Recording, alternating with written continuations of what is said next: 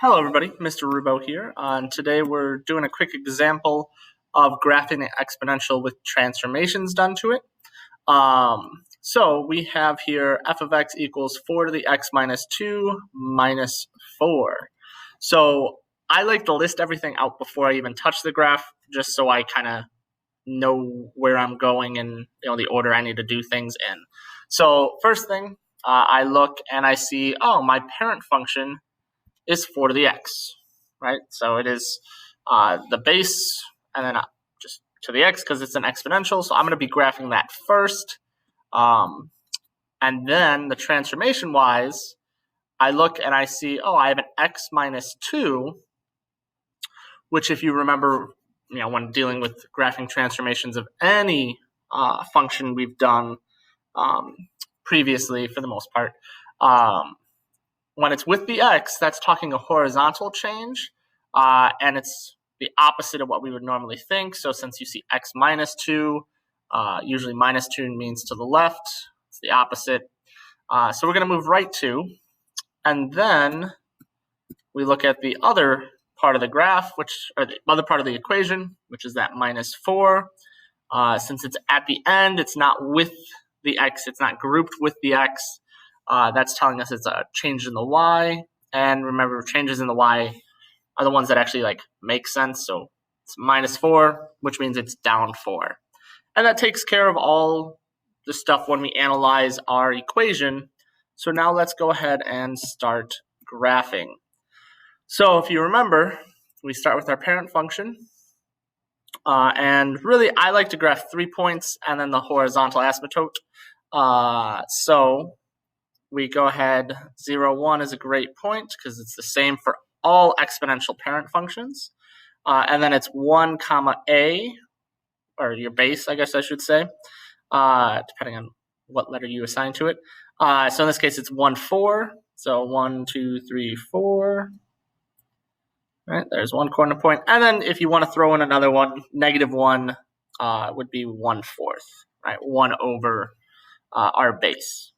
Now, the other thing is the horizontal. Well, the horizontal for a parent function of a exponential is just at y equals 0. So you don't really have to necessarily show that one because you can't really see it when you're doing it over your graph, but just remember it is there, and we are going to do transformations to these points and this line, okay? If you wanted to put a dash line to show oh yeah, this is, that's not the color I wanted. Still not the color I wanted. To show oh yeah, this is what the parent function look like, and then transform it, you can. But really, we're transforming these 3 points and then the horizontal. And then at the end, just so there's not too much drawings on one thing, that's when we're going to draw our solid line at the very end. So let's go ahead and we just go through our transformations. We've done our parent function, so we're done there. Now we're moving everything to the right 2. So 1, 2, 1, 2, 1, 2. And when you move a horizontal line to the right 2, it doesn't change. So we're done. No more right 2. So now let's go to the last transformation, which is down 4. So we're going to go 1, 2, 3, 4. So it'll be a little bit above negative 4. 1, 2, 3, 4. So down at negative 3. And then this one's going to go 1, 2, 3, 4 down to 0.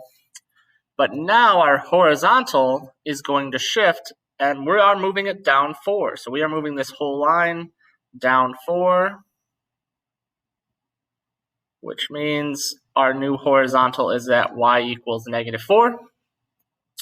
And because we have no more transformations to do, we just now need to actually draw our graph. So remember, we're hugging the horizontal, and then we hit those 3 points, and then we shoot up into the air, into the positive y direction, because it grows exponentially.